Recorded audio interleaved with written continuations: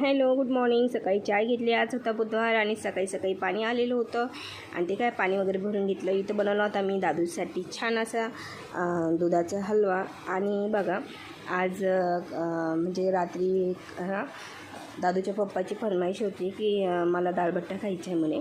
तर मग चला म्हणलं आज बुधवार पण आहे, चला घरी पण आहे ते, तर मग करा वगैरे. तर मी डाळबट्टे शिजायला टाकून दिले, आंघोळ वगैरे करून घेतले. तर तोपर्यंत भट्टे असे चांगले शिजून वगैरे घेतले, त्याचे काप वगैरे छान असे कापून वगैरे घेतले बारीक बारीक.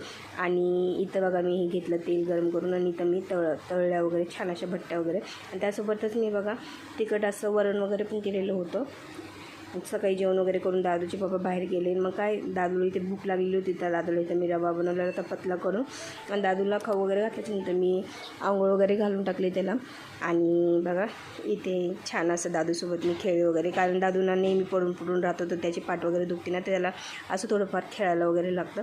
मग असंच माझा दिवसभर काम वगैरे करून गेल्याच्यानंतर बघा संध्याकाळी दादूच्या पप्पाची दुसरी जी फरमाईश होती ती म्हणजे छोले भटुरे खायची. तर त्यांना इथे मी छोले भटुरे वगैरे करून देणे. त्यासोबतच मी अशी छानपैकी काबुली चण्याची म्हणजे केली होती भाजी.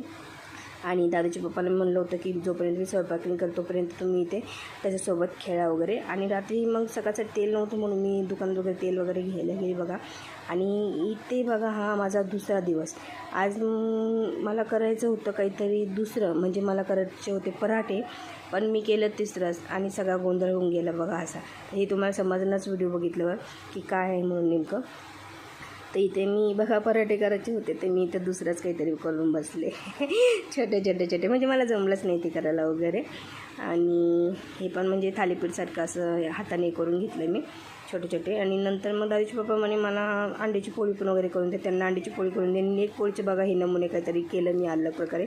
चला भेटूया नेक्स्ट व्हिडिओला. Thank you so much for watching. Bye.